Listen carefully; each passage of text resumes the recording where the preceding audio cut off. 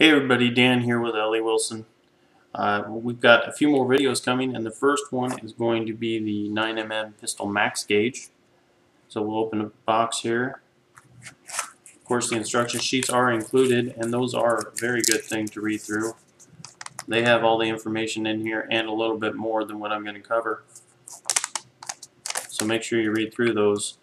It'll guide you through how to use the gauge. Go ahead and take it out. First thing you want to do, always with all of our products, we do have a coat of shipping oil on them. Make sure they're wiped clean. You can use solvent to rinse them out and then blow them off, wipe them off. Make sure that they are nice and clean and ready to use. Like I said, the 9mm pistol max gauge. This gauge is unique in that it does measure max cartridge dimension. It measures max case length, so there's a rim reamed in here. From the rim in the gauge all the way up, or step I should say, up to the top is your maximum case length. And then end to end on the gauge is max loaded round length. This is set to max SAMI spec. So this gauge will tell you that your round will chamber in every gun as long as it was chambered correctly. That doesn't mean this accounts for oversized chambers, because there may be some cases that don't go in this gauge that will still fire in your gun. And I think that's the biggest misconception. No chambers are created equal. So know that and take note of that, especially if you've got 3 or 4 of the same caliber gun. You're going to want to take a look at those cases, actually measure them, measure your fired cases, and you would be surprised how different they are. Some of them will actually come out oblonged with bulges. Really pay attention to that, because that affects your reloads significantly. So I have a batch of reloads here. It's a mixed batch. I was just going to test them here in the gauge. So this one's been cleaned out. I drop it in the gauge. It goes in perfect. It sits just below maximum for my case length. The next thing you want to do, if it passes that test and it passes your max cartridge diameter test, you set it on a flat surface. This one's a little bit rough and rubberized. You want a nice flat clean surface like a piece of granite or marble or glass, something like that. When you set it on that flat surface, if you see the case rise, that tells you your overall length is too long, and you'll need to seat the bullet a little bit deeper. Let's go through the rest, a few of these anyway. I'm not going to go through every single one.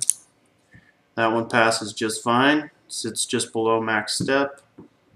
I'm looking at probably 5 or 10 thousandths, and set it on the flat surface, and the overall length is good as well.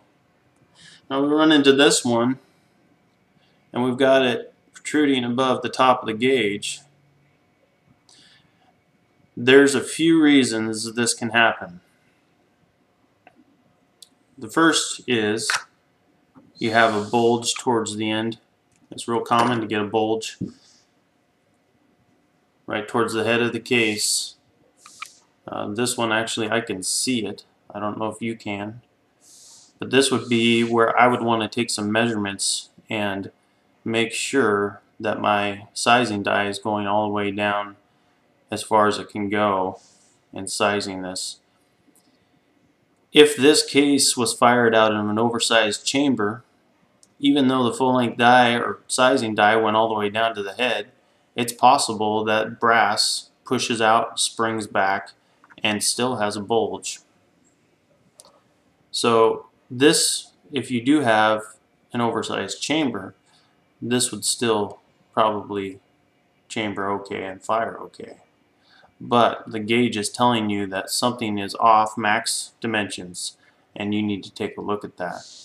You can take the case, turn it around, and slide it in the gauge the opposite way and see where that bulge might be, and then measure it and make your changes as you need to. The other thing that can happen is if you put it in the gauge and it sticks out the top like this, you want to check the concentricity of your bullet to your case. I've had a few of these come back where the bullet is out of round by 6-7 thousandths, and so you got your bullet sitting over here and your case over here. You go to put it in the gauge is straight, and the bullet runs into this opened or chambered dimension here and won't allow the case to go in any further. If that happens, take a look at the side of the bullet. You'll probably see some scratches. That indicates that you could have a bullet or a loaded round that's not concentric. The next way to use this gauge is if you have some empty cases that you're sizing. After you run them through the sizer, you could drop them in the gauge and see if it's sitting above the max step. If it's sitting above the max step and your chamber or cartridge dimensions are okay, that passes that test okay, then you're going to want to trim those cases so they sit just below the max, about 5 thousandths on a 9mm. And that is the Pistol Max gauge. Thanks for listening.